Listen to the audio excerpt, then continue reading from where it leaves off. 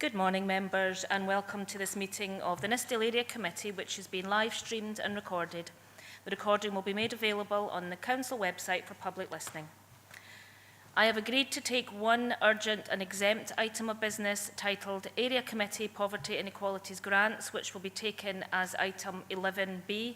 Now, this report, I'm sure that there have been hard copies circulated in the room,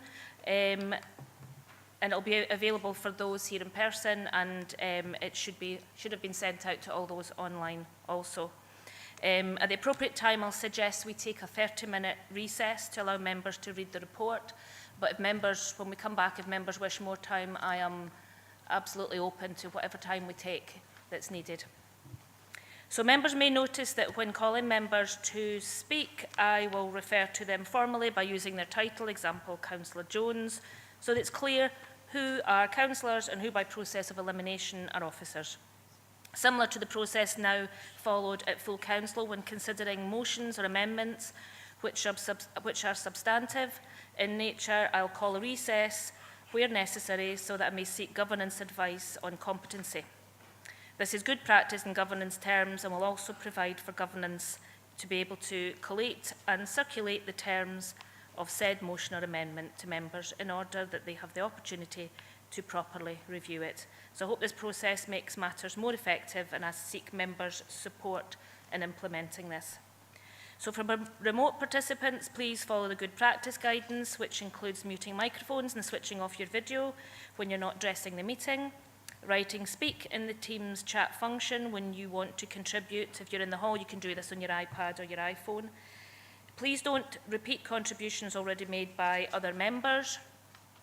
No material should be posted in the chat function if it's intended as part of the discussion. And the usual standing orders apply, including that any votes will be undertaken by roll call. And if any member wishes to leave the meeting, please either leave the Teams meeting for that period of time or write leave in the Teams chat function and then write join when you rejoin the meeting, so we can keep track of whether the meeting is quorate. All members should speak clearly and directly into the microphone when making contributions, and when referring to reports, please provide reference to the relevant page and paragraphs to allow everyone to follow. Please focus contributions on areas where clarification is required or to propose an alternative to a recommendation. So we go to Sederin and apologies. Tracy, can you provide the Sederin indicating who's participating remotely, and any apologies, please? Good morning, everyone. Good morning, members. We've got 14 members present in total, 8 members present here in person at Council HQ, being the Chair, the Vice Chair, Councillor Bell, Councillor John Campbell, Councillor Dorward, Councillor Ferguson, Councillor Hislop and Councillor Stitt. 6 members present on Microsoft Teams, being Councillor Baretti, Councillor Blake, Councillor Malcolm Johnson, Councillor Jordan, Councillor Lowe and Councillor Wood. 2 members not present at the start of the meeting is Councillor Slater and Councillor Stevenson. I was notified that Councillor Slater would be leaving the meeting early, but he's not joined currently. And I have apologies from Councillor Maureen Johnson and Councillor Keith Walters. Thank you, Chair. Thank you, Tracy. Councillor Dorward. Good morning, members. Thanks, Chair. Just to put in apologies from Councillor Stevenson, please. Thank you. Thank you for that. And I approve of members' remote participation. So agenda item 2, declaration of interest. Do members have any statement of connection or declaration of interest to declare based on the definition, statement of connection for transparency reasons, members may wish to make a public statement, or the declaration of interest, members may require to leave the meeting for that item. Do any members have any of those situations? No. Move to agenda item 3, minutes of the meeting of 10th of September. Are we happy to approve that minute as accurate?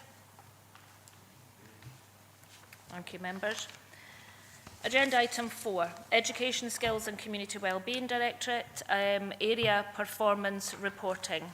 Now the first report we're being asked to consider today is the Education, Skills and Community Wellbeing Performance Report. Members, you will note that this is one of the indicators we selected at this committee in September.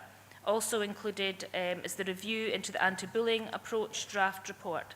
Jim Brown and Karen Ann Bryden, is Karen here as well, are on Teams to answer any member questions, to address any member comments. So, Jim or Karen, do you have anything to add? Thank you very much, Provost Chair. Just a little context.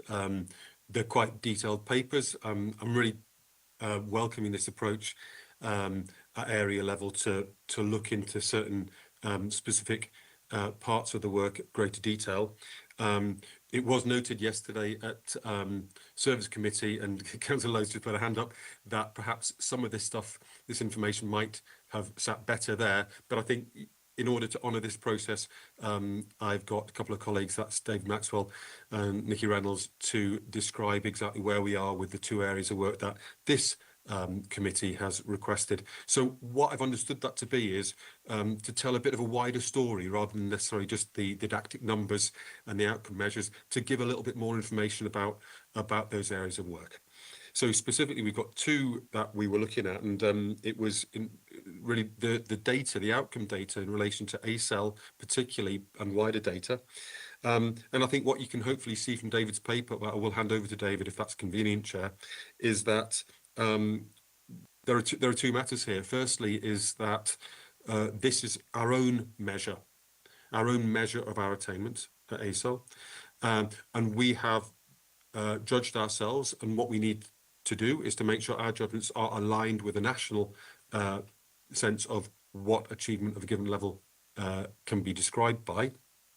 And to do that, you can see from the paper that I have met with every single head teacher to understand why their data is as it is. Secondly, and probably more importantly, really, we have got a significant range of interventions, additional interventions, which David describes very clearly. And there's quite a lot of data around the relative improvements that those interventions have generated. So I'm really keen that David can describe that to you.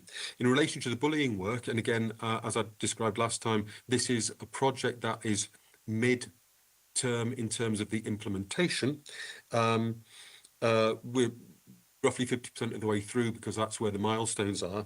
I think what we can, and Nikki's here to help us with this, what we can happily show is how we've got to where we are today, and what we now need to do next steps. So if that's convenient for your Chair and committee, happy to pass over to my colleagues. Thank you. Thank you for that, Jim. And I do recall, members will recall, this is one of the options that we chose in this committee to do the deep dive. And you did advise us at the time that this was a body of work not complete, so we would only get the information to date. So thank you for that. Are you wishing your colleagues to come in and speak just now, or will I just move to member questions and discussion?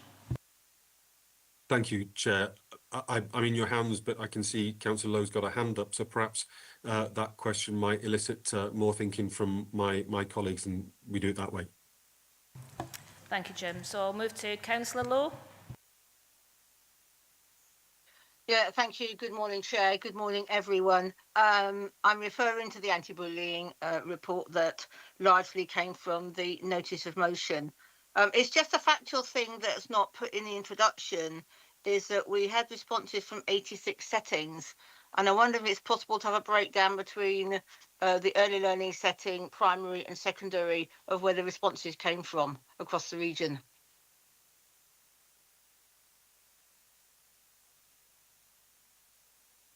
Thank you, Councillor Lowe. I'll hand over to my colleague Nikki Reynolds here. Hello, thank you for that question, Councillor Lowe. Yes, that information should be able to be provided. I can look at the feedback that has come from our settings. But as I say, from the anti-bullying point of view as well, is that the anti-bullying guidance doesn't refer to early years, so it really was focusing on primary and secondaries as well. But I can certainly look into that, and then I can provide further information if that's helpful. Are you happy with that response, Councillor Lowe? Yeah, thank you. I just think it would be just a useful extra bit of information for anybody reading it. That's great. And if you were handing that information out, could it be passed to all members of the committee? Thank you. Councillor Dorward. Thank you, Chair. Thank you for the report. It certainly is a deep dive and really interesting reading. I'd like to ask a couple of questions, well, comment and questions on 4.1 to 4.4 on page, goodness, hang on, 23. Thank you, Councillor Stitt. And Appendix 1 in relation to attainment, page 27 to 34. So that is the deep dive that I'm focusing on. So it's a focus on literacy and numeracy in primary schools, and it's good to see overall of slight year-on-year improvements. They seem to have plateaued a bit as we're progressing. But for me, it's disturbing to see the effects of multiple deprivations on attainment levels on those at the lowest and highest quartiles. So effectively, you've got a gap of 16% in 2023-24 for P1, P4 and P7 in literacy versus 36% in 2021 for the lowest quartiles, and 19% in numeracy in 2023-24 and 27% in 2021. So things have improved, but 59% in literacy and 65% in numeracy. I don't know what the curriculum for change benchmarks are, but I don't know if that's good, bad or indifferent. I don't think it's great. Although improvements have been made. Certainly for me, evidence is that where you come from still affects your life chances. Because you're looking at, Scottish Index of Multiple Deprivation that combines in with how our children are able to learn or what they're attaining. So there's a massive attainment gap there depending on where you come from. And I do appreciate, and this is the good thing about a deep dive, the intense work that's been done, the improvements, activities and training that have been done by everybody involved. So this is not about what you're doing, but my question probably is there anything we can do, and we being the global we, to improve that? So things like, we know that attainment's, affected by poverty, so things like breakfast clubs, things like warm clothing, things like whatever it is that we do. Is there anything else that we can look at globally to help staff, help pupils to raise their attainment levels? Thank you. Thank you for that, Councillor Dorward. Jim, will I hand that over to you? Thank you, Chair, and thank you, Councillor Dorward. 100% agree in your observation around the fact that deprivation affects outcomes is profound. What's also worthwhile mentioning is, of course, we're not talking about the attainment at the end of 10, 11, 12 years in school. We're talking about the attainment, in some cases here, in the very first year of school. So the impact of poverty and deprivation has already is already measurable at that point, and we know that from international studies, and we've known that for many years. What I might say, and I don't know if David's got anything to add on this, but you can see, and the benefit of this process is that you can see that we're not sitting on our hands. We are looking at specific interventions. The SIPIC one is the one I would pick out if you want a real understanding of fantastic improvements as a result of doing something additional. So we are doing a range of interventions in terms of both literacy and numeracy, and those are having improvements. In terms of the data, what we can't see, just because we haven't got that data, is that a lot of the things we're describing within the report will be seen on the 24-25 data, which you don't have in front of you, Councillor Dorward. And so you can hold me to that one, and I will certainly speak to you about that when we have that data. You're smiling. I think your ask, though, is, and I don't have the answers right for you now, your ask is, are there any things that are not necessarily to do with classroom practice, pedagogies, but that are contextually that we could use? This could be children's services planning stuff, Councillor Dorward, and we are in the process of constructing that latest plan. So it could be around things like attendance in schools. That's going to make a massive difference here. As you say, it could be things like breakfast clubs. I'm more than happy to come back to you and say, here are a range of things that we think would benefit. We have evidence to describe would benefit. They're not classroom-based interventions. They're wider, broader interventions, such as you described. So if you're happy to leave that with me, Councillor Dorward, I'll bring back some ideas either to the committee or simply to inform people via email. Thanks, Jim. I think it's a wider issue, and having the benefit of this report is actually seeing what colleagues in education are doing. It's fantastic, the interventions that are happening, but I think there's more we can be doing from a global perspective. So thank you for that and offering to come back. Appreciate it. Thanks for that. And I see Karen wants in as well.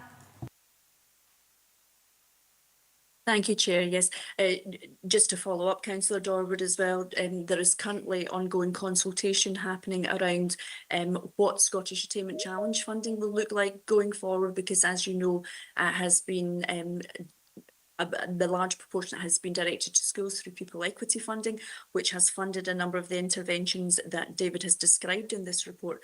But part of that engagement and consultation is the question around, should this funding be directed beyond schools and beyond education, because I think there is that recognition that schools alone will not close the poverty-related attainment gap.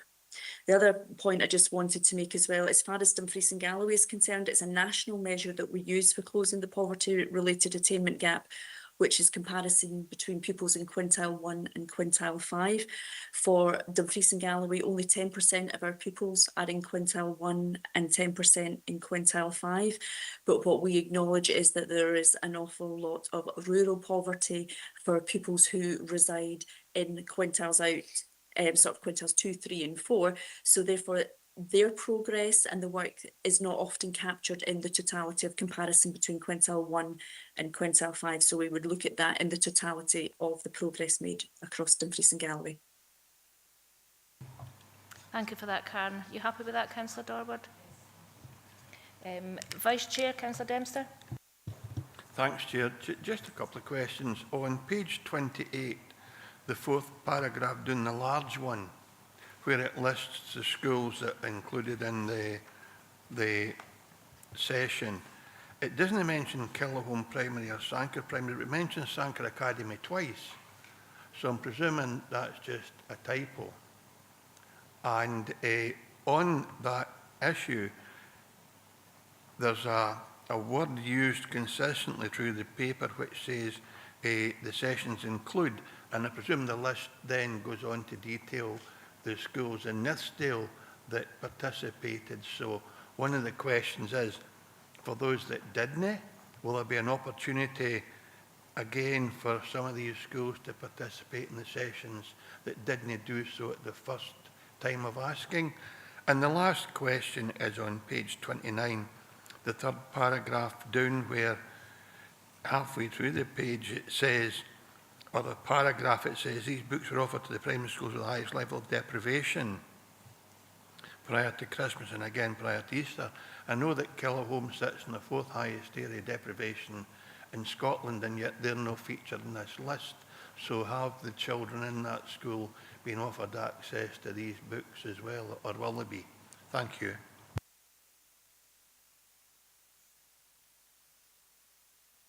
Thank you, Councillor. Can I come in there, Chair? Absolutely, Jim. I was just waiting Thank to you. see which one of all the faces was going to come in on that. Many people, that's right. No, you're right, thank you. And that's entirely my fault that there is a typo. That's absolutely correct. I will pass over to Dave for the detail of this, but there's no question at all that, yes, opportunities remain open, and we will certainly be looking at that. We have got, as you say, the word include does describe that there might well be other things, and there are other interventions as well. But from my point of view, the door always remains open. But I don't know if either David or Karen might give you a bit more detail on that. Yeah, Jim, I can come in there if that's okay. In terms of that word include, absolutely. What I have done, obviously, we have lists for all schools across Dumfries and Galloway that have been involved in each of those interventions and projects. So for the purposes of this paper, I've extracted all of the schools within Nithsdale. So when I use that word include, those are the schools that have been involved in that project from Nithsdale, and I've removed all other schools. So as far as I'm aware from the information that we keep here, from the spreadsheets we keep here, all Nithsdale schools that have been involved in any one of those projects are outlined. The Sanker Academy in there twice, that's my apology, that's a typo. One of them should be Sanker Primary, so well spotted, and I'll change that on the paper at this end. In terms of moving forward, most of those offers are continuing to happen this year in our schools. We have a quite extended professional learning calendar, which is an offer for all staff and staff from all schools, whether that's nursery, primary and secondary. So all schools, all practitioners across Dumfries and Galloway are invited to be part of most of those. Your question about Killerholm not being involved in the Christmas book appeal, all of our schools in those areas of deprivation were invited to participate. Some may well have chosen not to. The schools that you have on your list, on the list there on page 29, are the schools that were involved this year in the project. But what I would say is all our schools in areas of deprivation, so including Kellyholme and Sanker Academy, have been invited to be part of that project again this year. We've just this week received over 6,000 books from the Scottish Book Trust to share across Dumfries and Galloway schools, and that information has gone out to schools this week, and certainly as of yesterday, I think we were up to 30 replies. 30 schools have already replied and requested some of those 6,000 books. So if we are providing this information for you again in the future, we can certainly share with you the schools in Upper Nithsdale that have been involved moving forward. So hopefully that answers those questions, but please come back if I've missed anything. Thank you for that, David. I think, Jim, you want to come in on that point also?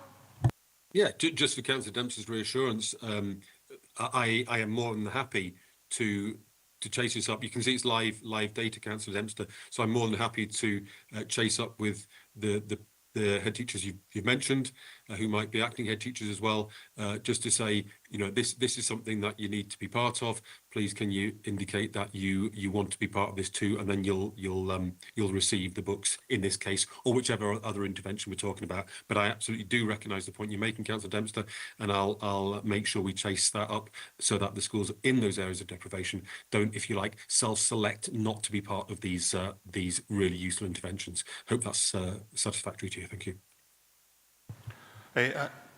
Provost Tracy, I'm happy with that. I wouldn't want officers to go to the trouble of keeping breaking down for Upper Nithsdale. It was just one specific item about deprivation that triggered my interest. That was all. We're part of a collective, and I'm happy with that. Thank you for that. Councillor Ferguson. Thanks, Provost. Jim, thanks very much for this. It's something we've been looking for, and all the facts and figures that have taken Anorak to sit for a while to go through them all and work out just exactly where we are with them. So I'll do that at my leisure. The question I've got really is about the review into the anti-bullying approach, which I welcome. But is this intended to be school only, or do we intend to widen this out to the youth work service and any other council services where young people have got could potentially be bullied in, right, so that staff know what to do? And is this the start of a standardised approach?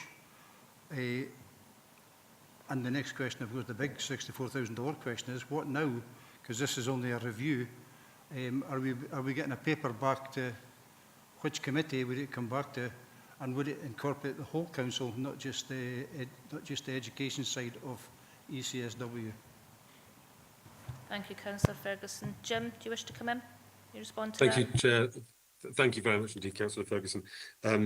So 3 key points. I will hand over to Nikki Reynolds, but you've probably noticed that actually we reference other partners within this, so this is not something we're doing as a standalone. The agency we have clearly is over our educational settings, but you'll recognise that we've talked to Police Scotland, we've talked to youth workers, and so people are aware of this work that we're doing. So in terms of the dissemination wider, that absolutely lies within our gift to involve other people, particularly, as you say, youth work, which sits within this directorate.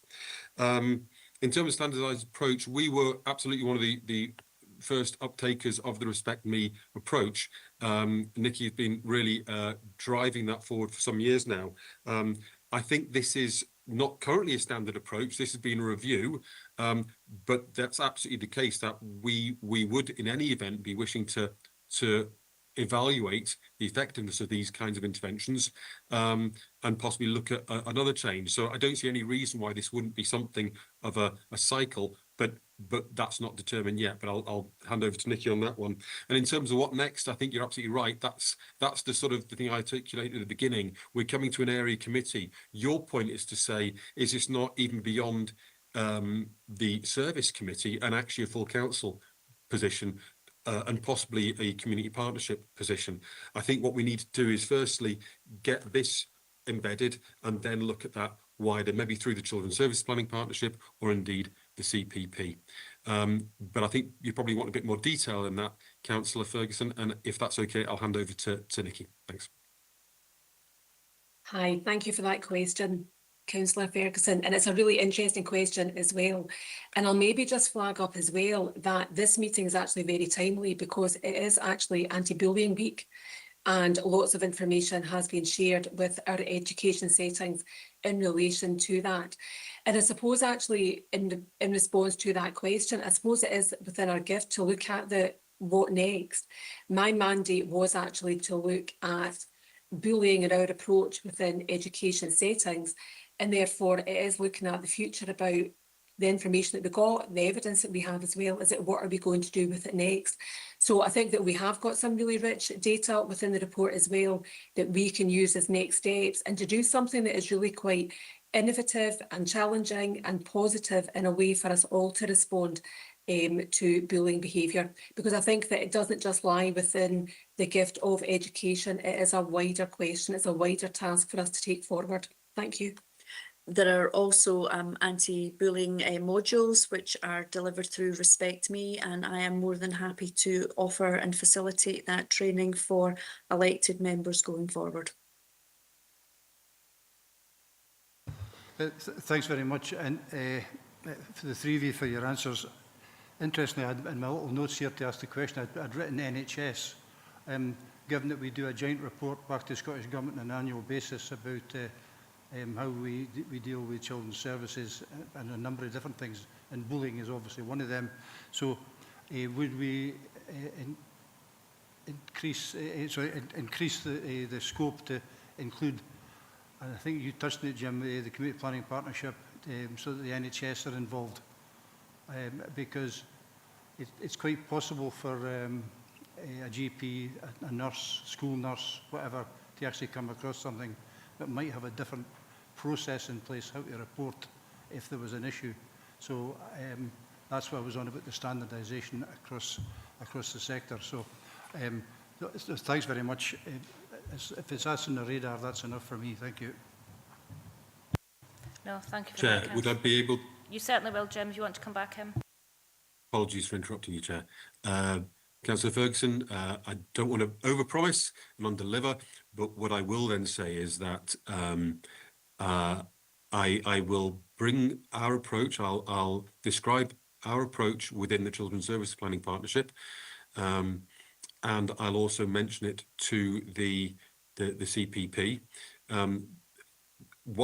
Clearly, I don't have agency over other services, but I think your point is well made that a coordinated approach tends to deliver better outcomes. So I'm more than happy to bring this up and say we are doing this piece of work. It is data driven, it is research informed, and it's for all our young people who attend schools in Dumfries and Galloway. So I think there will be interest, and I agree with the principle behind your point, and I'm more than happy to discuss it with colleagues around the Children's Service Planning Partnership. Thank you. Thank you for that, Jim. And for me, the next stage from this is to use Councillor Dorward's phrase, globally. We need to look into why humans are doing this to other humans. We have reports here on how we address the impact, but why we behave like that is a whole big, huge question. Councillor Hislop.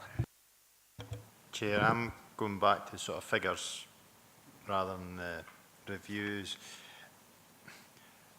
If you look at the figures for the looked after pupils in Nithsdale, now if you take 2020 as the COVID year and the cohort that was brought in there is now coming through, is that the factor why we have dropped significantly in Nithsdale in 23-24, or are the schools out with Nithsdale who have looked after children having some better effect? Because if you look at their record, it's going up sort of steadily, yet ours has dropped significantly in year 4.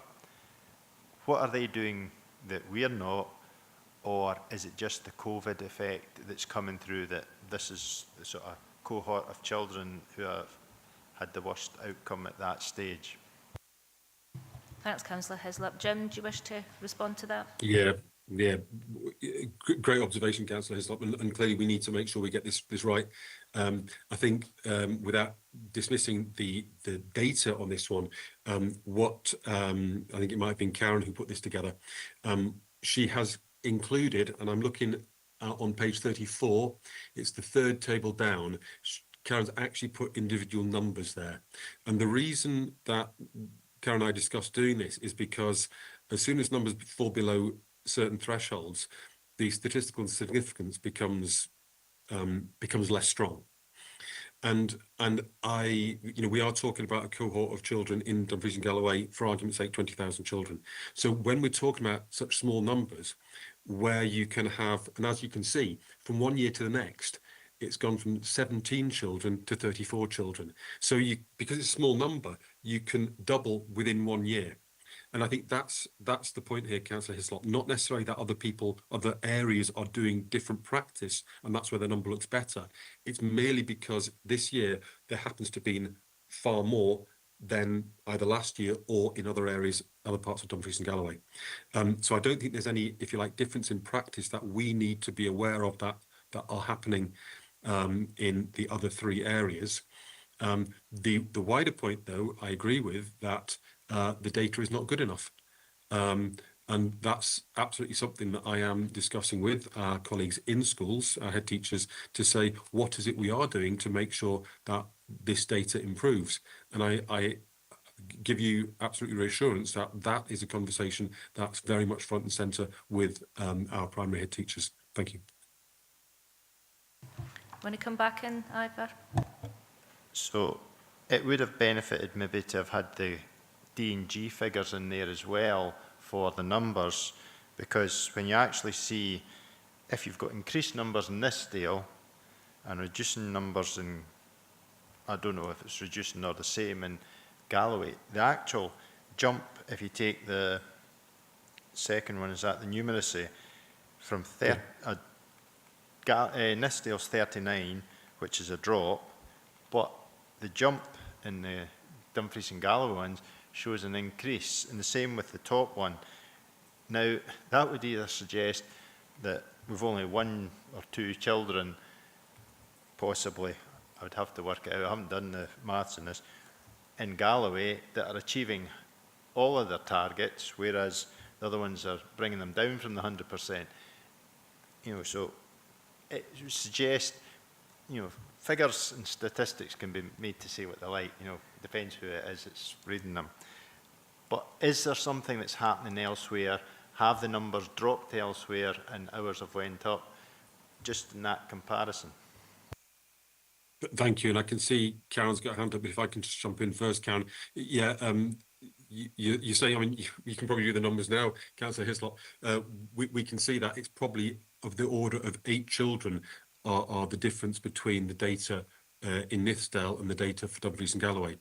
And so I think that's the point about the fact that all these children are obviously unique, and because the numbers are so small, the individual differences make a much marked difference on the overall statistic. Whereas, of course, if you have much larger numbers, then you can say, well, it is significant to say that there has been an increase or a reduction, rather than it might just be that that group of children happens to be different in that particular way.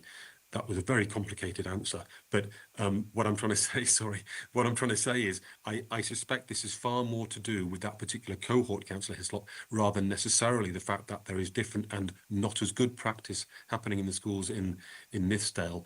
It's just that we've got such few children, and therefore, and we can look at the year before, for example, 49%, not 63%. That jump doesn't happen because the practice has largely been the same, hasn't it? That's happened because it's a different group of children. But I take your point, and thank you for that point about it would be useful to get the numbers, not just the percentages for the D&G figure, because then we can see whether what I'm saying is actually likely or not. And we'll happily put that in the next time we bring this forward. Thank you. Thank you for that, Jim. Do you want to come in, Karen?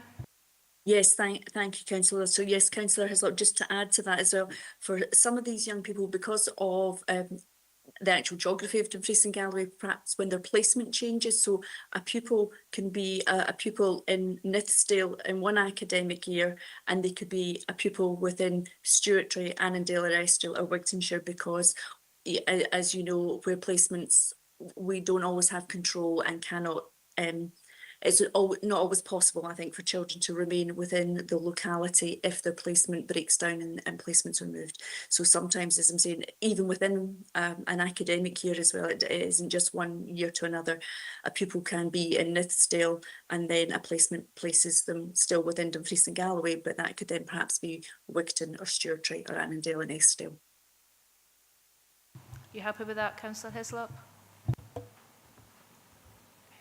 Just for clarity, so the D&G figures, do they exclude the Nithsdale ones, or are they total? Because whether a child's based in Nithsdale, Annandale, Stewartry, Wigton, it would still affect the Galloway D&G figures, although if they're in Nithsdale, it's just on the specific Nithsdale area. So does the figures in the paper reflect the other three regions against ours, or is it the total against ours?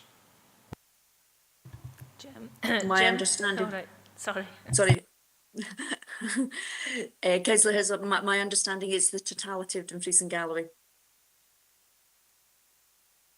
Thank you for that. Councillor Stitt? Thanks, Chair. Just about the draft report and anti-bullying. I think it's interesting to read some of the replies. I think we can go to page 48, number 15, where it says 66% of children weren't asked, didn't help in it.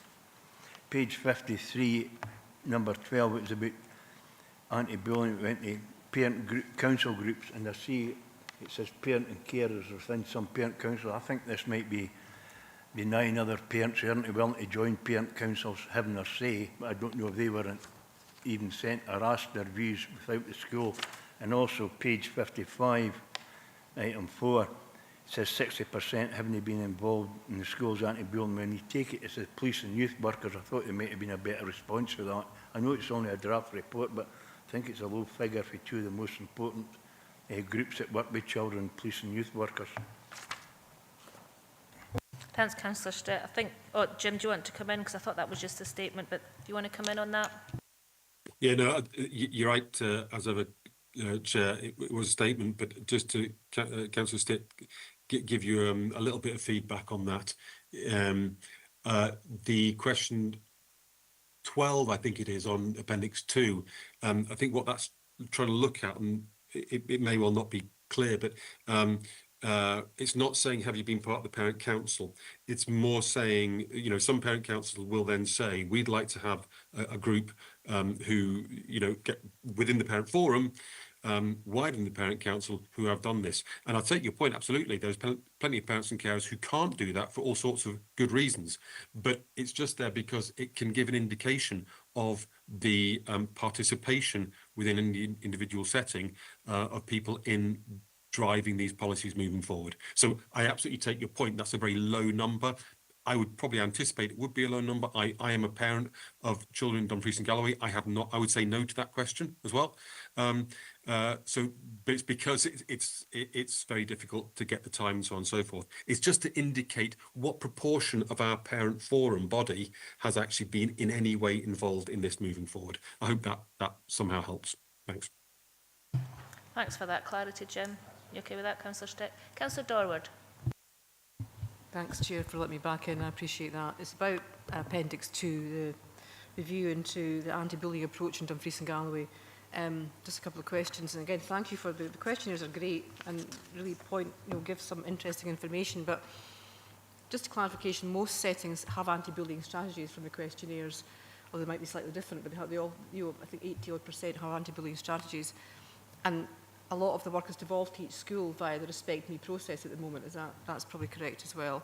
One of the things that was interesting were perceptions of bullying appeared to be the same between parents and children, sitting at about just over 50% from the questionnaires. But interestingly, only 4% of parents believe their children have participated in bullying. So these statistics don't work out. There's something missing there somewhere, something we're not getting there. you know, which is probably a common theme. The need for training is another common theme, which seems good, and inclusive participation is needed in developing and reviewing bullying strategies. But the next steps on page 57 is something I want to ask a question about. So given that we've devolved this to schools at the moment, and we've seen as a leader in Scotland really application of Respect Me, why, I'm not saying we don't need, I'm just asking, why do we need a dedicated resource for this? This is what's being proposed, or consideration should be given to a dedicated resource for this. Would that be temporary or permanent? And what would be the role of the anti-bullying, can I say czar, is that okay? What would be the role of this person if they were to come into post? Thank you. Who wishes to come in on that? Would you like me to respond, Councillor Dorwood? Yes, please. Lovely, thank you. I think there's lots of really good questions within that, Councillor Dorwood. And I think that in response to having somebody in that role, I think that when we are looking at anti-bullying and taking anti-bullying measures, it is a huge area. And I think that we've explored that today. And I think that having somebody who was taking that forward, whether we're looking at the preventative approach, we're looking at more inclusive practice, we're looking at training, we're looking at the development of resources, we're looking at that quality assurance, is that is a very, very big remit. And if we're really wanting to give this our time and attention, because we're wanting to get it right for our children, I think that this would be something that would be a really exciting opportunity for us to be sort of changing that culture of bullying, because therefore if we get it right, that is therefore going to pass on to when our children and young people become adults and they then move on into the workplace, and then it's going to have that knock-on effect as well.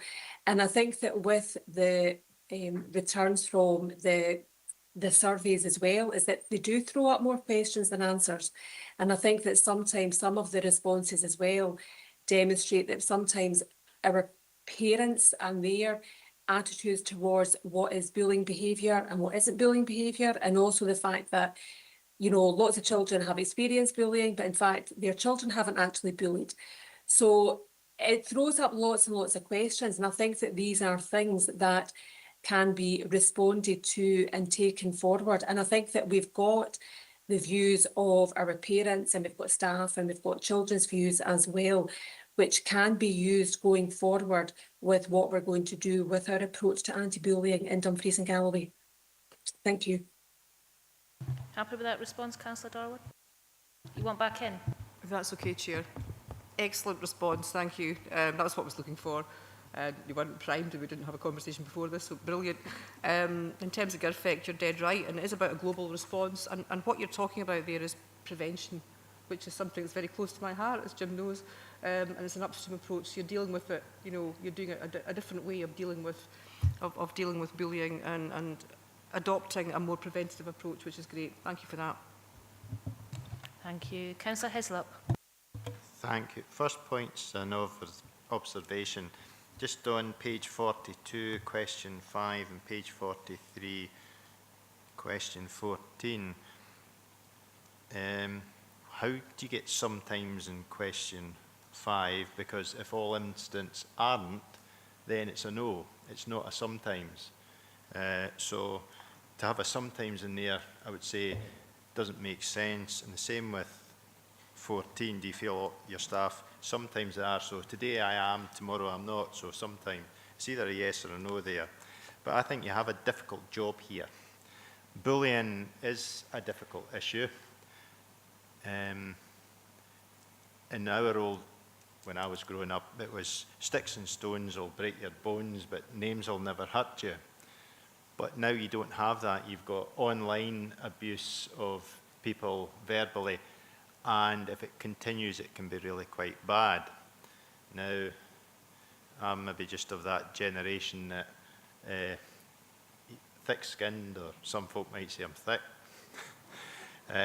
But names like that don't really bother me, and we came through a sort of era where if somebody said something to you, you sorted out behind the bike shed after school. And that was how it was sorted, and that sorted the bullies out from the other boys. I can remember one young lad who had his money taken off him by 2 boys in my class. Some of the bigger boys saw them doing this, and what did the big boys do? They went and bullied the bullies, shall we say, got the money off them and gave the money back to the little kid that was getting bullied by these other 2. So in the olden days, you sort of sorted out yourself. Now you're not allowed to, because what happens? Somebody's bullying you, you react, you're the one that gets in trouble. And I think that's a difficult thing. There needs to be reasonableness there. I know when you watch football, if you're the one that retaliates, you get the red card, the other one gets a yellow card for kicking you in the first place.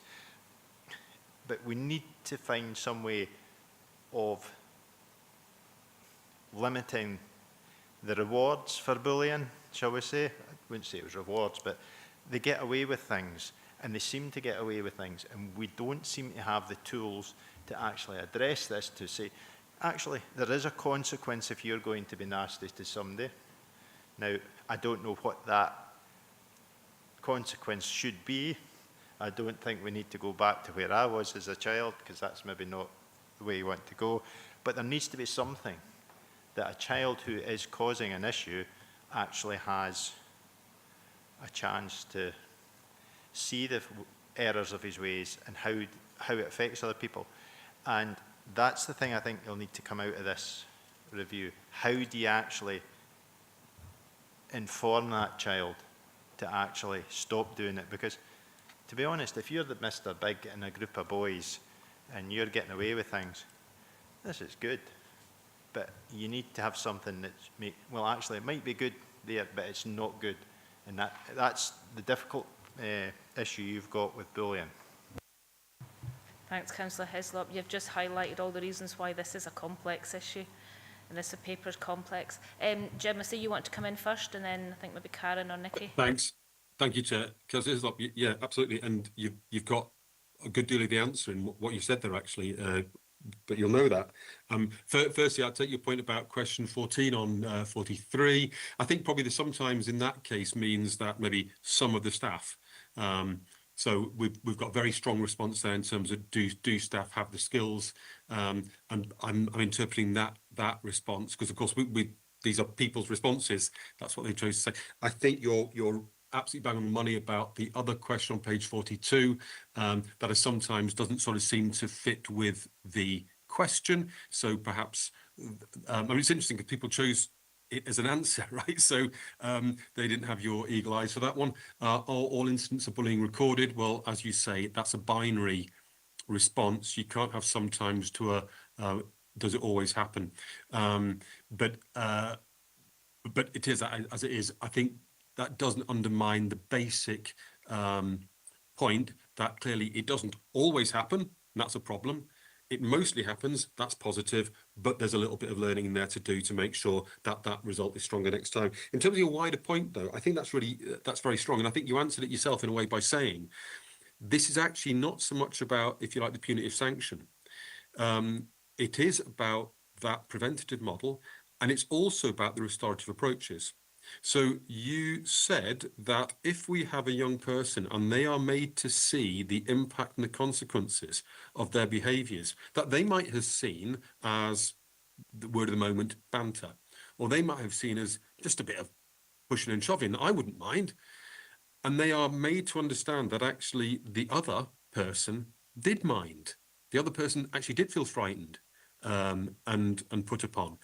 That, the evidence would have us understand, is the most important thing we can do to help people understand that their actions have impact. And so that restorative approach to get a person who has bullied to hear the voice of, or understand at least the impact of their bullying, that is the heart of what we're trying to do.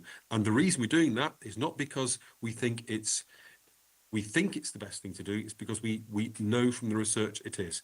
And what I would finally say to you is, it can be perceived that that's actually not as challenging for the person who's done the bullying.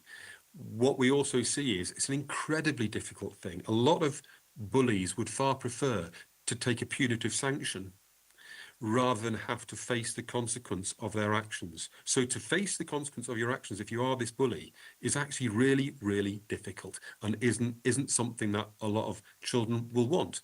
But it's the way forward because it then acts as a preventative, a stronger preventative measure than the punitive sanctions ever have done. That's the theory at the moment, and that's what I have certainly seen in schools, that when you have a systematic approach to restorative justice, incidents like this decrease significantly. But I can see Nikki's got a hand up, and she does know rather more than I do about this, so she's probably got some further information on this. Thanks. I think that all I was going to say was that in response to, for example, the sometimes, maybe it's my brain, but actually I find that information quite useful to have, because Councillor Hislop is actually correct that it's either yes or no, but where we have got a response like sometimes, I wanted to know why that's not always happening, because it should be happening consistently. So I welcome your feedback on that. And I think as well from the anecdotal response from Councillor Hislop as well, is that bullying behaviour, it is very, very complex for schools to be trying to resolve. But that prevention, inclusion and having that response as well, and as Jim has just said, that restorative approach, that is absolutely at the heart of everything.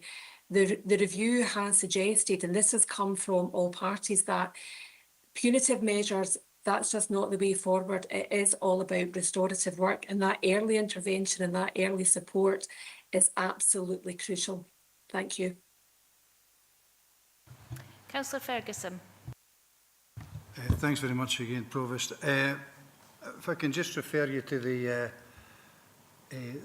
the chart on combined P1, P4 and P7 count in Nithsdale, page 34. It's quite interesting when you actually see the trend and then it starts to build up again.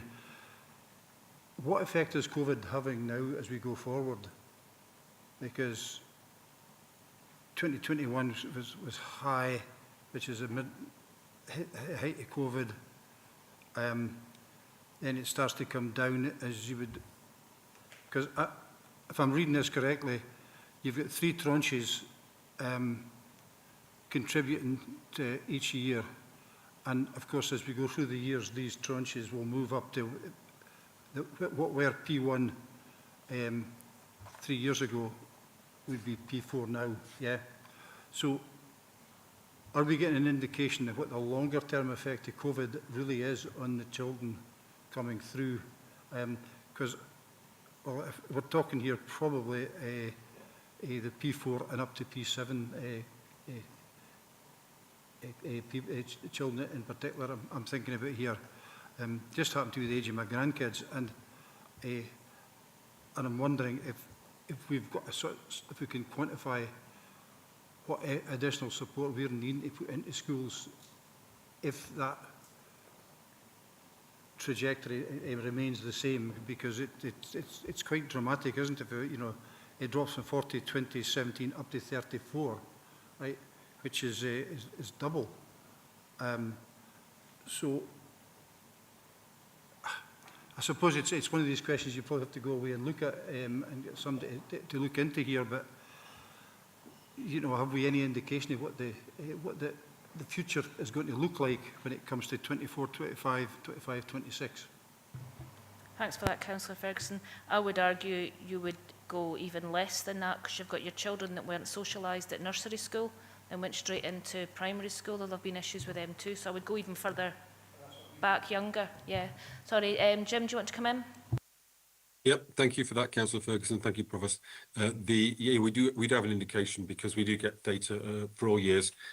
We just publish data on certain years in line with the benchmarking requirements. So we can have a look to see what the trajectory is. In terms of the date you specifically point to there, Councillor Ferguson, I think, again, just in relation to the answer I gave to Councillor Hislop about sort of 15 minutes ago, that group of children, that's too small for us to necessarily read anything into that, in terms of that is, if you like, statistically representative of the wider system. However, your point is I would agree with your point that we had COVID, we knew that would have an impact. It had an immediate impact in years after, but we don't know. We haven't got an ability to measure accurately what that might be. And I take the Provost's point very, very clearly. The lack of ability to socialise, of course, particularly for the youngest children, will undoubtedly have had an impact. And we can't necessarily understand exactly what that was. We can measure things and say, look, the data for the 1600 young people in that particular year group has dipped. And I think if we look at that, that would then be a good indication that, you know, COVID did have a tangible impact on young people's development, which is kind of what we're talking about now, I think. I think that particular group you're looking at, probably we can't necessarily read into that just because it was 1 year to the next, it's doubled. It's gone from 17 to 34. My suspicion is that wouldn't be significant statistically. But your wider point, I do agree with. We will be able, in the fullness of time, to see that COVID dip moving through the system. It will also be interesting to see whether that dip was short-lived or whether it was also for young people in all the ages from 0 to 11 when COVID, you know, in 2020 and 2021, we'll be able to see that. And we have some indication from our data about what that dip might look like. I hope that answers the question. Thank you. Thank you, Jim. I agree. I think it's going to be a long time before we realise the impact on our young people. You okay with that, Councillor Ferguson? So do we have any other members wishing to speak?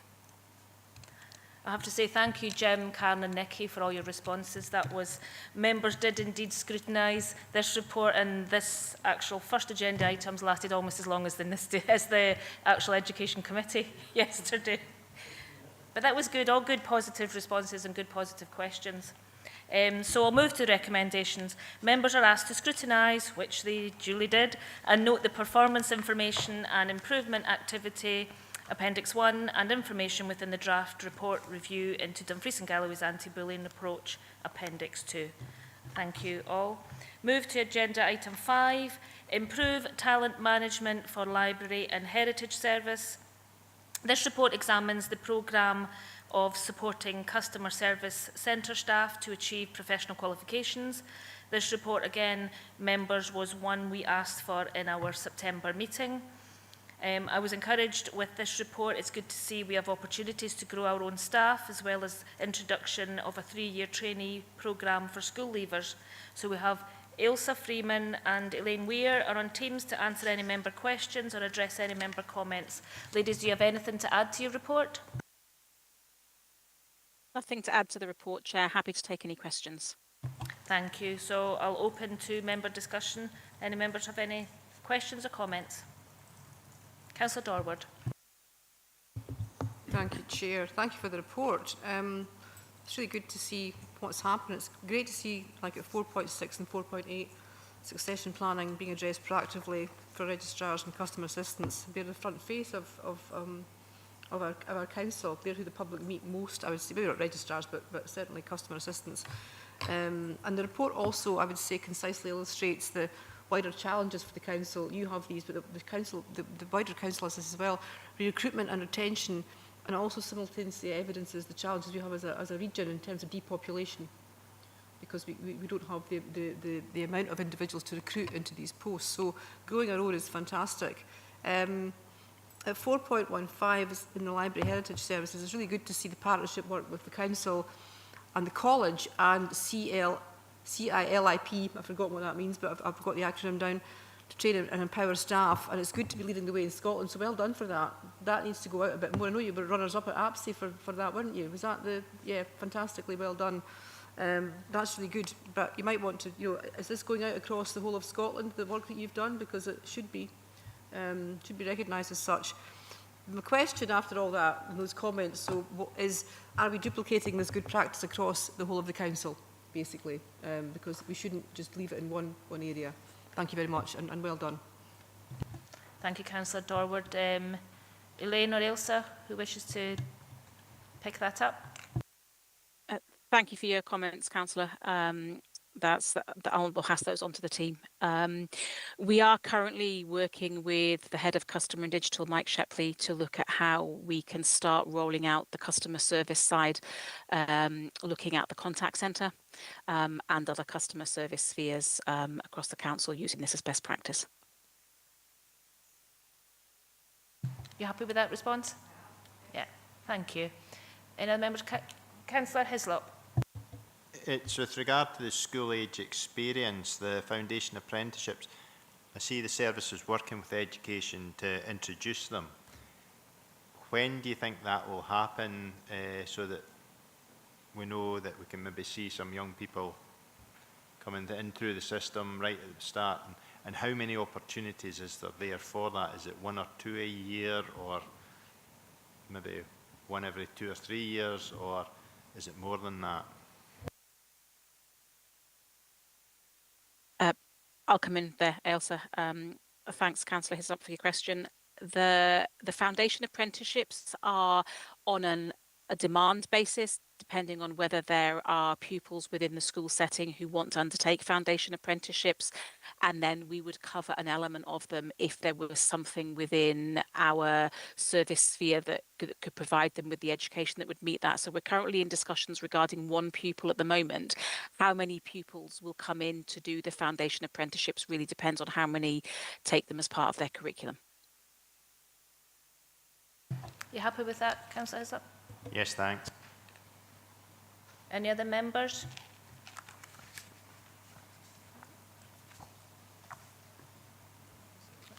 No? Oh, Councillor Ferguson. Thanks very much. I mean, all I can say really, it's congratulations, because this is like manna from heaven. We've been needing stuff like this right across the council, and it's a well done, I suppose, is the best way to put it. Be interesting to see. The only one question I have is that if we're currently putting members of staff through the programme, are they staying with us, or are they moving elsewhere? Or is that a perceived threat, or could that be a threat once we train our own, that somebody else offers them a better pay deal? Thanks for your question, Councillor Ailsa. I'll answer this one as well. I think we're probably in a time will tell on that one. Traditionally, as a service, we don't have a high attrition rate. Our staff tend to stay with us for a very long time, hence why we identified a risk within the age of the team, and we've got a lot of skill sets and a lot of experience within our team. So traditionally, we don't lose staff, and certainly what we're seeing at the moment is very encouraging and very positive. And when we offer promoted opportunities, our team members are taking that opportunity to develop. So I think in terms of the data, it will be time that will tell us whether we train and lose these staff. For those that are doing registration, when they're qualified registrars, they would need to move to another council area with their qualification, and that's not something that I'm aware of us having experienced at all once we've trained somebody. And then with regards to libraries and the heritage side, what we're finding in a lot of other local authority areas is they're not training their frontline staff in libraries. So I think probably if we commit to the development and the career opportunities and career pathways, then we should expect to retain our staff for longer periods of time. But we'll know in the next 2 or 3 years as we move through the programmes. Thank you for that. You happy with that, Councillor Ferguson? No, I think we just need to speak to the other departments who've been doing this for quite some time, because a lot of councils offer golden hellos for particularly well qualified staff to get them away, but there's also, I think the name is golden handcuffs. So if we put you through the programme here, then you're duty bound to stay with us for X number of years. I mean, is that something we've considered, or have we not have to do that up until now? It's not something that we have in place at the moment. As I said, traditionally, we don't have a high attrition rate and staff tend to stay with us. So it wasn't something we identified as a risk. And so far, of all of the trainees that we've recruited, and some of them are heading into their 3rd year now, none of them have left. and everybody is staying and is really positive about the programme. So we certainly, it's not something that we've considered. It's something Ailsa and I can go away and have a look at and have a discussion about. But it wasn't an identified risk because the service as a whole traditionally doesn't tend to lose staff to other council areas. That's great, thank you, Elaine. Any other members have any questions? Okay, we'll move to recommendations. Members are asked to note the progress made to date in the programme to improve talent management for key statutory library and heritage services through the establishment of a programme of supporting customer service staff to complete professional qualifications for professional registration in the areas of libraries and archives. Thank you very much, ladies. 6. Social Work Services Directorate Area Performance Reporting. Our final Directorate report allows the opportunity to scrutinise the performance of our selected success measures and projects for social work services.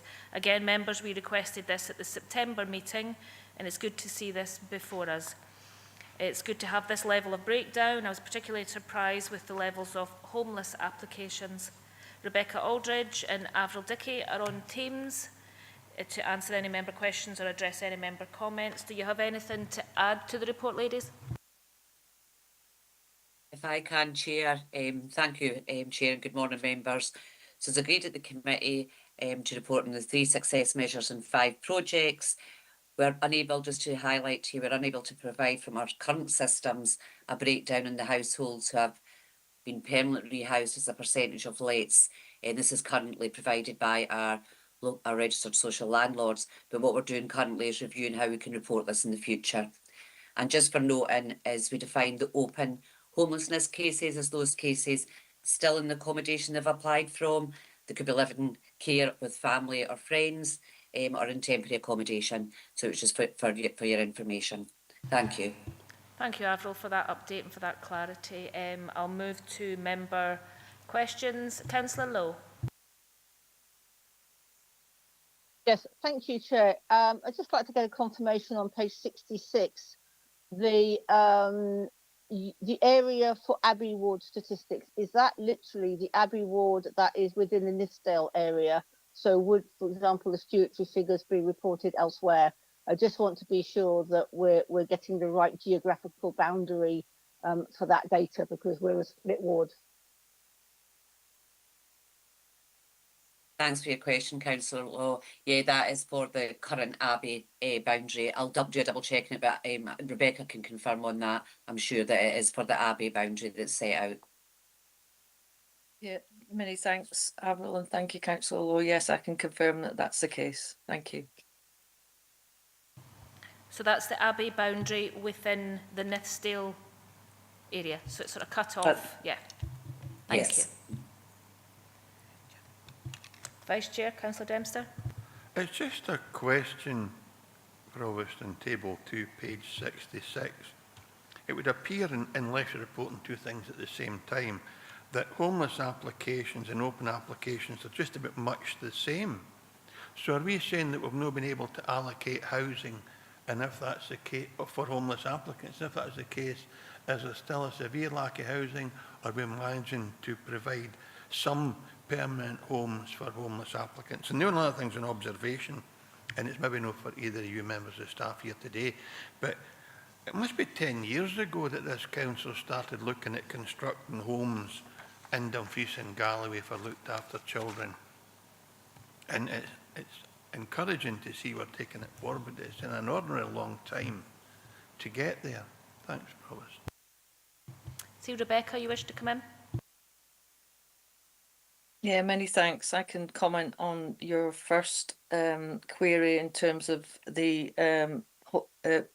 open applications, etc. I think there is a severe backlog in terms of actually we have less applications coming through and more open cases and more people in temporary accommodation, and that's due to a backlog. That's due to sort of blockage in the system in terms of available accommodation. Now that might also be as a consequence of people wishing to be in one area and there being availability in different areas that they're not happy to reside in. So there are a number of factors relating to that. I don't know, Avril, if you've got any input on the second question. Thanks, Rebecca. So the second question in relation to the children's home, we're progressing that. It is taking time, but it's progressing well, and we really welcome the support that we get from our Social Work Services Committee, where we provide the regular updates. So the last update to Social Work Services Committee was in October, with a further one being provided in the February 2026 committee, looking at the costing and timelines that we're working to with our current registered social landlords. Thanks for that, Rob. It's only one supplementary question, if you like. In Abbey, Nith, Locher, sorry, and Mid and Upper Nithsdale, there are very few folk in temporary accommodation. I know you did say a lot of them are staying with family or friends. Are we satisfied that that arrangement is working and that we're no leaving folk in a difficult set of circumstances because we've nowhere to put them? Rebecca, you want to come in? Thank you, Chair. I can respond to that. Yeah, we are satisfied that that is the case. There is more accommodation in Nithsdale than there is in any of the other areas. So you probably find within the information that there's more people in temporary accommodation within the Nithsdale area than there is elsewhere, and that's because predominantly the accommodation is in the Nithsdale area. There are occasions when people are in temporary accommodation longer than we would want them to be, and that is related to people's own requirements, etc. But we are satisfied that we don't have people waiting terribly long for temporary accommodation where they're required. Now, there's Avril has pointed out, some people maybe have an application in place, but they seek support from family and friends, etc. And that's their wish as opposed to our direction. So yeah, we're happy, Councillor, that things are as they should be. Thanks very much, Provost. Thank you. Any other members have any other questions? Councillor Ferguson. Thanks very much, Provost. Page 67, the bottom paragraph, it's about these potential two children's houses. Now, I'm assuming that's the build to get early 27 completion date, mid-2028. What about the staff to manage it? How long would it take for them to be trained? Who wishes to respond to that one? Thank you, Chair. Thanks for your question, Councillor Ferguson. As we progress and the timelines set out, it's indicative timelines at the moment. So once we have the appropriate timelines and costings in place and the plan to progress this, then the staffing will be taken into account at that stage.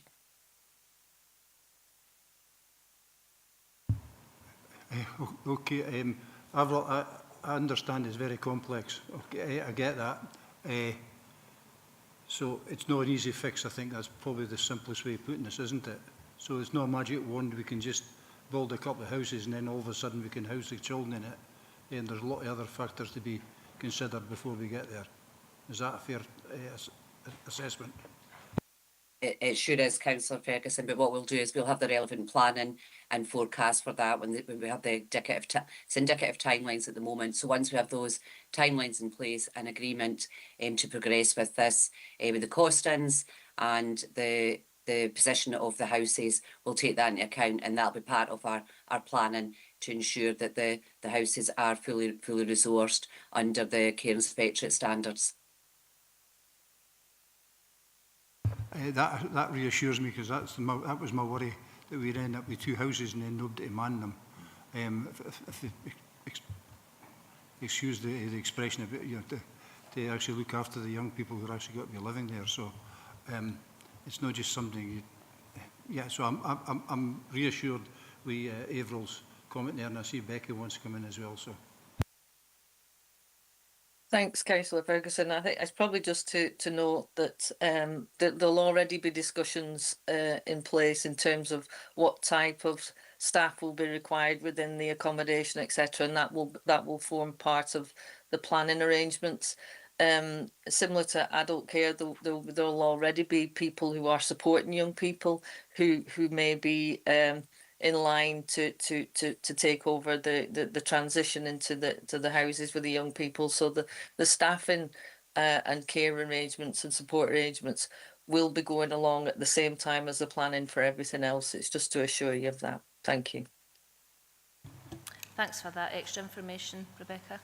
Any other comments or questions from members?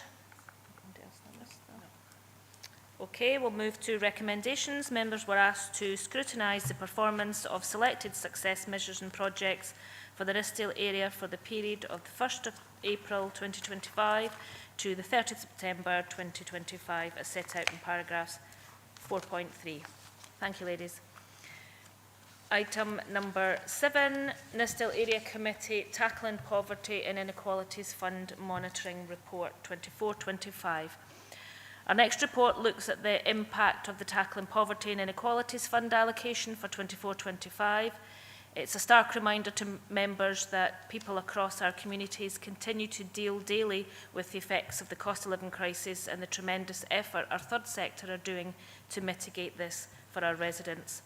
Born out of the statistical information within this report, which highlights over 16,500 people have directly benefited from the project interventions. It's also commendable that those partnership organisations we have supported, that using the Area Committee funding support, they have been able to draw in an additional £193,000 to support some of our most vulnerable citizens. Derek Hextall is available in Teams to support the discussion. Derek, do you have anything to add to the report? Morning, Chair. Morning, members. Yes, Chair, I've got a brief update for members on page 82 of the report contained within the summaries from applicants. Members will note in the summary from the First Base Agency that confirmed within the detail of this summary that owing to a change in the delivery model from this organisation in Mid and Upper Nithsdale particularly, they've delivered fewer food parcels than was contained within their original application for funding, reducing from 14,500 food parcels to 8,000. And the applicant has confirmed these figures with us and agreed to return a percentage of the grant provided to them by the Area Committee.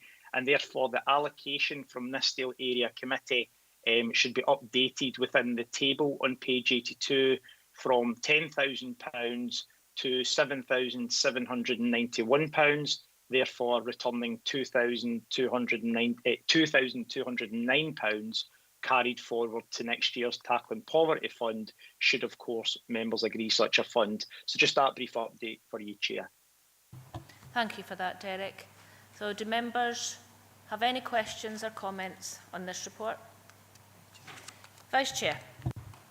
Just on that update that you provided, Derek, so if that's the case that there are less recipients from First Base, does that mean there's not a sufficient need anymore, or such a need as there was previously, or has that been taken up by other fund or food-based organisations that are picking up the slack or the other clients?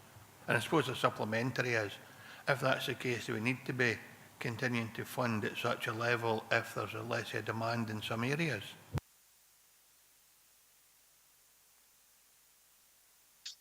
Through you, Chair. No, absolutely. I was just, everyone else has just been coming in anyway, so I was just waiting for you. I'm too polite, Chair. Thanks very much, Councillor Dempster.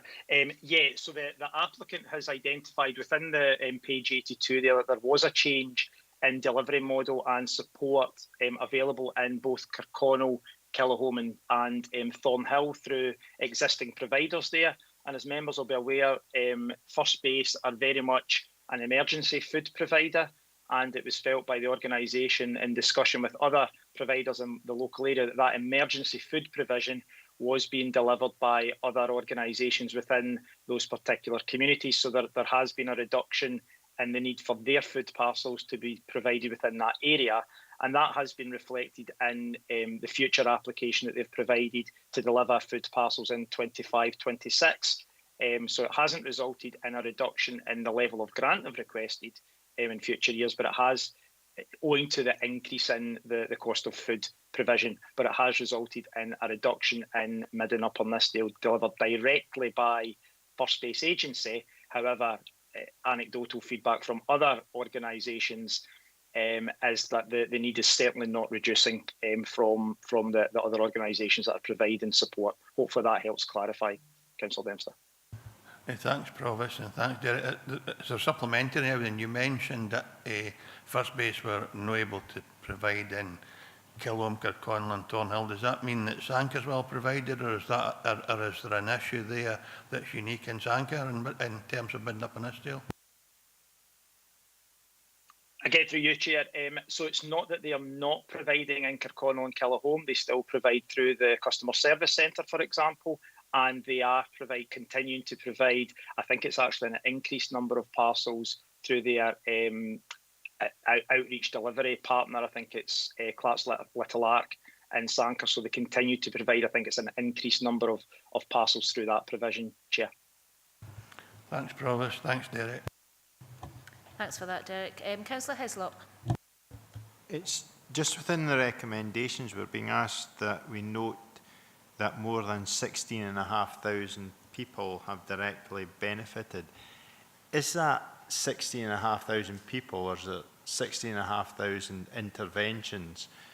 Because 16,500 people in Nithsdale would equate to about 3 in 10. Is that the level of poverty that we have? Derek? Very good question, Councillor Hislop, and it's one we try to identify more clearly every year. It's 16,500 people, according to the monitoring reports that have been provided by applicants. Now, the level of individuals is something that we continue to try and get a bit of more clarity on through the projects that are supporting people in poverty. So I'm unable to confirm, Councillor Hislop, whether that is 16,500 individuals, or whether some people are counted in there twice and maybe receiving support from a number of the providers. But it's certainly something we are keen to clarify and look into for more clearer monitoring going forward. And does it mean that they have given out, say they give out a food parcel. Now, the person who collects that food parcel is counted as one person, or are they counted as 5 because they're the head of a 5-person house? Because it might be that I come and get one, I've got 5 people in my house, Linda goes and there's 2 people in her house, or somebody's got somebody else with 7 people, and are they counted as 7, 2 and 5, or are they counted as 3 people because 3 people actually entered the property? Through you, Chair. Yes, so this is the clarity we continue to seek, and different organisations record it differently. So, for example, if we're looking at food providers, if they provide a food parcel for 5 people, their feedback will be, their monitoring return will be 5 people have benefited from that intervention. Other providers will say that's 1 food parcel and count the number of parcels as opposed to the number of people. So we are having discussions, at officer level around a consistent approach to ensure that we get that, and potentially getting both sets of data from providers, both the number of interventions and the number of people. But my understanding from reading the monitoring reports is that the 16,500 are the number of individual people that have benefited from interventions through the poverty and inequality funding that we've been able to provide. So hopefully that provides a degree of clarity, Councillor. Thank you, Derek. You happy with that, Councillor Hislop? I think it would be good also to get that uniform approach to how that's been monitored as well. But no, thanks for that, Derek. Councillor Ferguson. It was actually kind of down the same line, Provost. If we take a Nithsdale figure, we can't even take a ward figure, because even within the wards there are pockets of places where I would suggest the percentage is much higher than other parts of that, even at the same wards. So it's really almost impossible, I would think, to get to the optimum position of getting the exact number, or as many, or as close to exact as we can, number of people who might benefit. It's quite interesting. For example, if you look at the first one, Lochside Community Association, which I know well, now they're saying that they're reaching 3,500 people. Now, they've got food parcels coming in out of there almost every day of the week. I think that's probably accurate. You know, as close to being accurate as possible. Then there's other ones there who we know put stuff out, and I suppose account for it in a different way, or reckon up who they're helping and how they're contributing to the local communities. I think it's almost impossible, and I don't really want to see us breaking down into SIMD streets, because that starts to identify people, and I think we should probably just be, I suppose, happy that we're getting the broadest figures. That would be interesting, and no doubt Derek would have been able to go back to these organisations and get a better breakdown. But my plea is, these organisations are running mostly with volunteers. Right? Maybe they might have a coordinator or a cook or whatever it might be who might get something for it, to actually put an onus on them to actually start collating figures for us, because we want to know at a committee, is an unfair burden on the volunteers.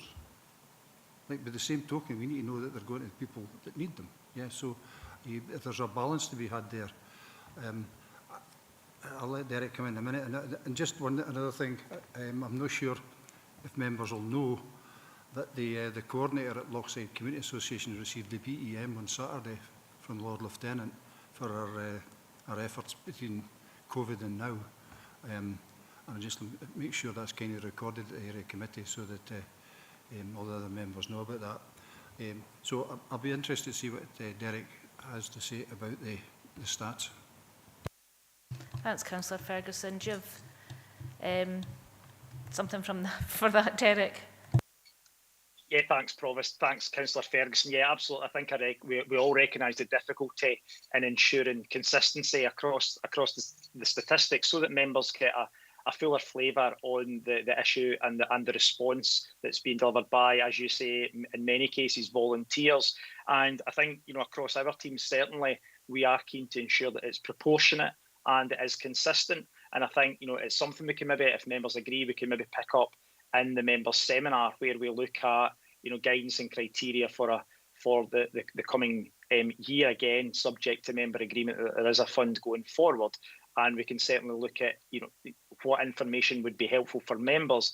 And absolutely, we need to make sure it's proportionate and possible for these volunteers to, whilst their focus is absolutely supporting people through their interventions, we do need to get some statistical feedback to ensure that those interventions are having an impact for those that matter most. So I'm happy to pick up that discussion if it'd be helpful in the annual seminar we normally hold, just to ensure a proportionate and consistent approach, Chair. Thanks, Derek. Are you happy with that, Councillor Ferguson? Yeah, pretty much, but I think we need to guard against, I've got anecdotal evidence that there are smaller groups who just didn't apply because the system that we actually put them through in some of the recording we asked them to do was actually, what they said was it wasn't worth the money, right? Too onerous. Yeah, it was too onerous, yes. So I think Derek's got the message, he knows exactly where we are with that, and we can do that at the seminar. And talk that through, because I'm not sure the process of applying, is it the same for the small grants and the big grants? You know, if that's the case, then we need to look at that. But again, that's for the seminar, isn't it? Absolutely, that's for us to consider and have discussions on that. But Derek's been doing this long enough, and I know he has a good relationship with all these organisations. So. I know for a fact that they're always very happy to reach out to him. So, but if there's smaller organisations that are put off, that is definitely something we need to look into, because they might be able to reach that small corner of people who are suffering and struggling that we aren't aware of. So, it's again for the seminar. Councillor Dempster. I would caution against, and I'm sure it's not what Councillor Ferguson saying, that we just hand out money and don't try and monitor or manage how that outcome is. And I know that's not what Andy is saying, but we sat in Dumfries Educational Trust a few weeks ago, some of us, and we have a set of criteria, and it includes the management of funds, directing them to the people most in need. And it might be that at the seminar that Derek's proposing, if there's only money to be considered after the budget setting in February for anti-poverty work, that we have an extensive discussion on the best way forward to ensure that the most people in need are them that's actually benefiting from this. And I say no more than that, but we need to monitor it somehow. We can't just have a situation whereby organisations ask for money, we give them out, and that's the end of the matter. And I know that's not what Andy was saying, but we need to be sure that we're accountable to the general public and to the council as a whole. Thanks, Provost. Thanks for that, Jim. I think it's a case of ticking all the boxes correctly, making sure we're all covered everything. Thank you. Any members? Any more member questions for Derek? No? Okay, we'll move to recommendations. Members are asked to note the performance monitoring information from projects supported by the Nithsdale Area Committee Tackling Poverty and Inequalities Fund in the 2025 as referenced in paragraphs 4.8 to 4.10 and detailed in Appendix 2, and also to note that update from Derek. And 2, that more than 16,500 people have directly benefited from the projects supported by this fund, which have drawn in over £193,000 additional investment to tackle poverty and inequality in the local Nithsdale area. Thank you, Derek. Agenda item 8, Dumfries Town Board selection process for the position of chair. Now, our next report asks that we agree the process that will be undertaken to appoint a new chair on the Dumfries Town Board. Nicola Hall, hi Nicola, is on Teams to answer any member questions or address any member comments. So do you have anything to add to the report? No, nothing to add at the moment, Chair. And apologies, it's Nicola Hill, not Hall, so sorry about that. Okay, over to members. Councillor Hislop. Chair, it's with regard to the process for appointment. It says here that under 4.8 there'll be a recommendation for the area committee to consider. Now, will that be one recommendation of one person, in which case, why is it coming back? Why don't we just let them get on and appoint who they want? Because that's who they've said, and they're saying that we don't know if it's the best person because we haven't seen the rest of the applicants. So I think we should just hand it back to them and let them get on with it. That's Councillor Hislop. I think it was delegated to us from full council to make that decision. I think the process we had before, we had quite a few. We need to maybe not fall into the trap and not having all the information like we did the first time when they came and it had to go back. So I'll move over to Nicola to explain the situation. Yeah, we will obviously be going through a process and those candidates that put themselves forward, the town board members will consider those applications and will put forward, I would suggest, a limited number of recommendations for the area committee to consider.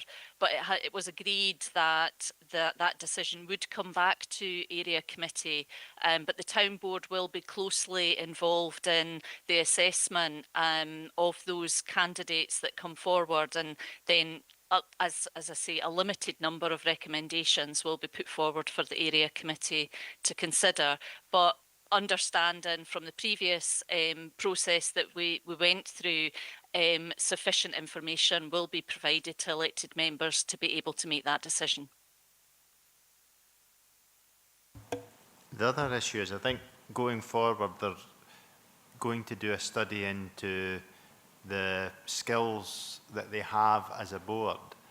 Now, will we have that prior to appointing a chair so that we make sure that we appoint someone who has a skill that is needed, rather than the fact that we might appoint somebody and there's 5 people with the same skill sets and we're missing out on something.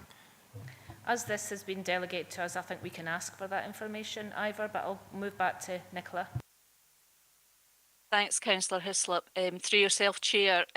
Yeah, the previous process maybe didn't ask for or didn't assess against a set of criteria for chair. We have enhanced that process this time, so all chair candidates will be asked to apply against a set of criteria which the area committee members will be made available, so you will understand the criteria that those candidates are being assessed against to ensure that they do have the relevant skills.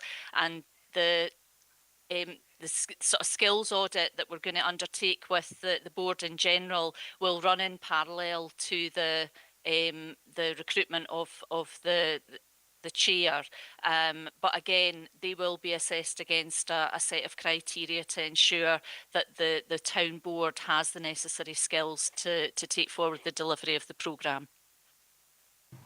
Ivor? Just to say thank you. So can we have that skills review that's happening within the town board as part of that sort of application process when we're deliberating over the applicants, and will we get access also to the actual applications? My understanding of the process will be that the applications will be assessed by the town board initially, and then recommendations will come to area committee. The applications for those being recommended will be made available to the area committee so that sufficient information is provided to elected members to make that decision. But it will only be the candidates that are being recommended, that information will be provided and the criteria will be made available to the elected members to ensure that you've got sufficient information to make that decision. Thank you, Nicola. Councillor Hislop, are you happy with that process? I'm just reading through the thing. It quite says that we have to agree the process, so that means we can delegate the appointment to the board if we wished, but I'll wait and see what comes out of it. Councillor Ferguson. Correct me if I'm wrong, but I think the original offer from the UK government included conditions, and one of the conditions that the council had to oversee some parts of the process. Is that not the case? Have I picked it up wrong? If that's the case, that's why it has to come back to us rather than make the decision themselves. But we have a different government in Westminster now than we did at the time. I'm fairly sure there was some conditions attached to the money being awarded to Dumfries. Maybe either Oliver or Nicola, isn't it? Yeah, could actually maybe explain that. Yeah, I think we've got a different government, and I know that some of the funding was stopped in some of the areas, but none, I don't think the process, so we'll turn it to Nicola to confirm all that. Yeah, thank you, Councillor Ferguson. Yeah, the Dumfries and Galloway Council is the accountable body for this programme, this UK government programme, and it stipulated that the elected members do have a function as far as appointing the chair is concerned, hence the process being brought to elected members through area committee. But that is a stipulation that as accountable body, elected members will appoint the chair of the town board. You happy with that, Councillor Ferguson? Yeah. Councillor Dempster, Vice Chair. Well, it's just been awkward. I'm a bit in Councillor Hislop's camp with the last bit of information we got. I don't see any point in us choosing a chair of the board if the Dumfries Town Board are doing all the selection process and gives us a couple of names. They might as well just complete the process. I would have thought if there was a strict, and we don't have the actual phraseology from the decision of full council, but if there was a strict understanding that we were involved in the selection process, and we should be involved in the selection process, not just decide which one or two the town board pick. And I'm happy to go whatever the rest of members want, but it seems to me a kind of unusual situation. If the town board pick who they want and then we just pick one or two, we might as well just let them complete the process. Well, I think as Nicola said, and Councillor Ferguson addressed, or you want to come in, Councillor Ferguson? Yeah, I think that's why we've got two councillors on the board, is to represent us. Fine. Any other comments, questions from members? No. Okay, we'll move to recommendations. Note the appointment of an acting chair on the Dumfries Town Board is detailed in paragraph 4.4. Note the full council decision to delegate any future appointment of the Dumfries Town Board chair role to Nithsdale Area Committee and all future reporting on the plan for neighbourhoods programme, and agree the process that will be undertaken to appoint a new chair on Dumfries Town Board is set out in paragraphs 4.7 to 4.9. Thank you, Nicola. So move to agenda item 9. Local place plan update and registrations. This report looks at the progress being made by community bodies to prepare local place plans for approval and asks that we agree that the Dumfries Town Centre local place plan will be added to the register. It's great to have this before us, and it's clear that Lorburn Community Council and Dumfries Partnership Action Group have put a lot of work into this place plan. Who have we got? We've got Shona McCoy is on Teams to answer any member questions or address any member comments. Hi Shona, do you have anything to add to the report? Morning members, afternoon members, sorry. No, nothing further to add to the report. Thank you. Thank you. So I'll move in open to member discussion or questions.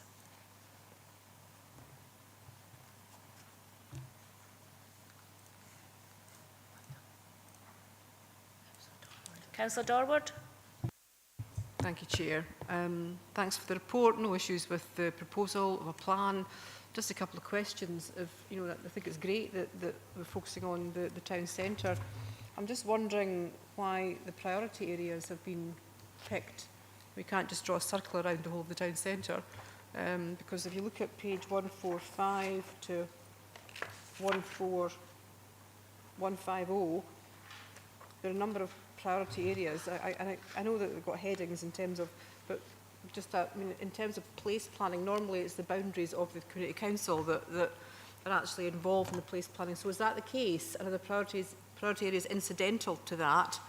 And my second question is, are the town board working with, and DPAG working with the council to avoid duplication in terms of what they're doing and what they're trying to do?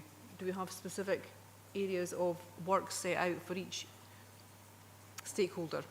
Thank you. Thank you. Shona, do you have a response? Yeah, it's my understanding, and probably to make it clear, that the local place plan actually belongs to Lorburn Community Council and DPAG, and it was through the community engagement and consultation, I think, that resulted in the identification of these particular priority areas. As Councillor Dorward has said, the local place plan boundary that they've chosen to focus on is really the town, slightly extended beyond the town centre, and it's quite a narrow part of Lorburn Community Council's boundary. You'll have seen from other place plans that some community groups have chosen to cover the whole of the community council boundary. That's not the case here. So these priority areas, as I say, came through that engagement and that consultation, and that's is going to be the focus of their action going forward. In terms of the town board, I know there's been discussions between the town board and Lorburn Community Council and DPAG to understand how they can work together to deliver the actions and the aspirations that are in this local place plan. So hopefully that will avoid any duplication, and as I say, we can get delivery. Thank you, Shona. You happy with that, Councillor Dorward? Yeah, I'm happy with that. I just think we need to be careful. We haven't got too many cooks. I've not got a problem with this per se, but I just think we need to be very careful. We're not duplicating effort here. It's really important to regenerate the town centre, totally understand the emotions and the objectives behind that, but we really need to make sure that we're not duplicating effort. Thank you. Thank you for that. Councillor Hislop. I suppose the question is for the areas out with the area selected by Lordburn Community Council, when will they have a chance within the Lordburn Community Council area to actually put something forward for their parks? You know, take where I stay at Summer Park. There's a lot of development going on there. What opportunities are there for bringing forward a local place plan for that area to look at community facilities? I know we've got a restaurant and pub at one end, but if there was a doctor's surgery or something, you know, there's a lot of people coming into the area. Where does that feed in? Or is it a case of, because we've got the LDP coming up, we've missed it for 5, 10 years or whatever it is? Thank you. Shona, can you respond to that? Yeah, thanks, Councillor Hislop and Chair. I would suggest that for residents that aren't covered by this local place plan but are within Lorburn Community Council's wider boundary, that should be raised directly with Lorburn Community Council for them to agree how they're going to progress a plan, because a local place plan can only be prepared by a community body. So residents themselves can't actually prepare it, but they would feed into it. In terms of the second part of your question, we have put a deadline of end of January 2026 for local place plans to be registered or able to be registered. So members will hopefully see those remaining local place plans that are listed towards the end of the report coming to their meeting in March. However, if there are plans that are kind of coming along at the kind of be later than that, we will still be able to take them into account. And even once we get to the point that LDP3 is adopted and is in place, there has been provision put in place in the regulations and legislation to allow that LDP to be amended should there be something that comes forward in a local place plan. So it's not the end of the process by any means. Thank you, Shona. Are you happy with that, Councillor Hislop? Yes, thanks. Any other questions from members? No, we'll just move to recommendations. Members are asked to note the Dumfries Town Centre Local Place Plan supporting statement, Appendix 1, demonstrates that the local place plan legislative requirements have been met. 2, agree that the Dumfries Town Centre Local Place Plan, Appendix 2, is registered by the Council as local place plan and is added to the local place plan register and on the Council's webpage.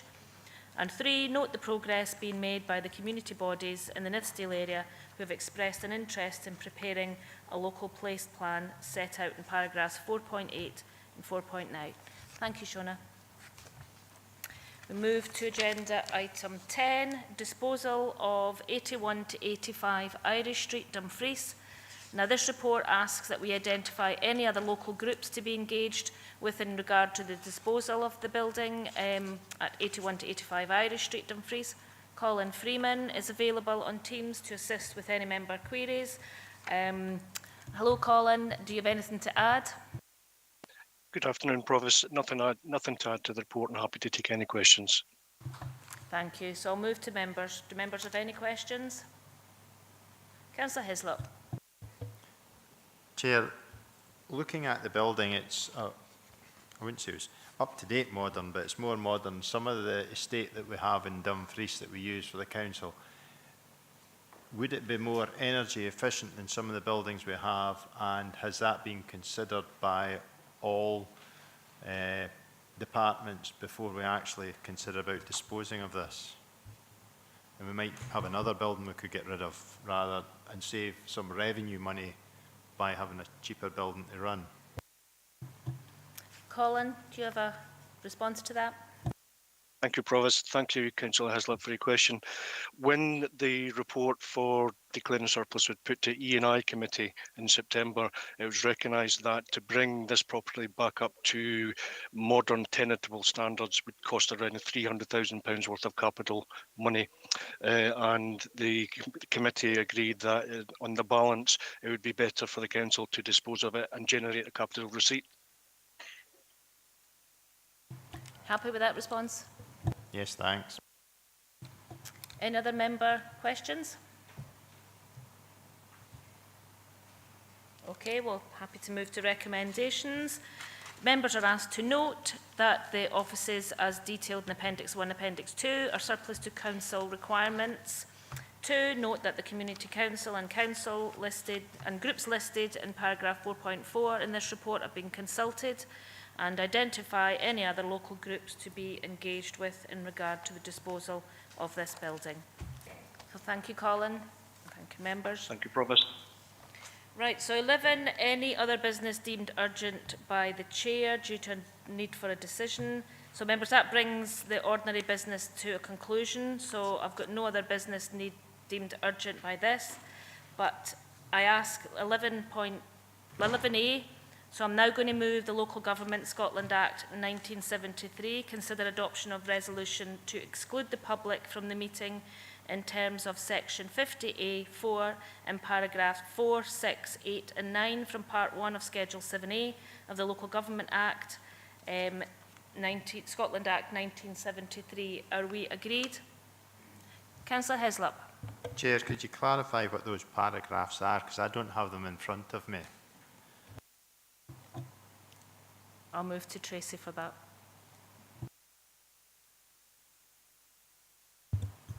Thanks, Chair. The exemption paragraph 4 is information relating to any particular applicant for or receipt or former receipt of any financial assistance provided by the authority. 6 is information relating to the financial or business affairs of any particular person other than the authority. 8 is the amount of any expenditure proposed to be incurred by the authority under any particular contract for the acquisition of property or the supply of goods or services. And 9 is any terms proposed or to be proposed by or to the authority in the course of negotiations for a contract or the acquisition or disposal of property or the supply of goods or services. Thank you for the information and happy to agree. Thank you for that, Councillor Hislop, and thank you for that accurate response, Tracy. So we're going to move to, so members, I'm going to have a 30-minute recess, so we'll be back, what does that mean? 10 to 1, to which time those online, if you could move to the other Teams meeting.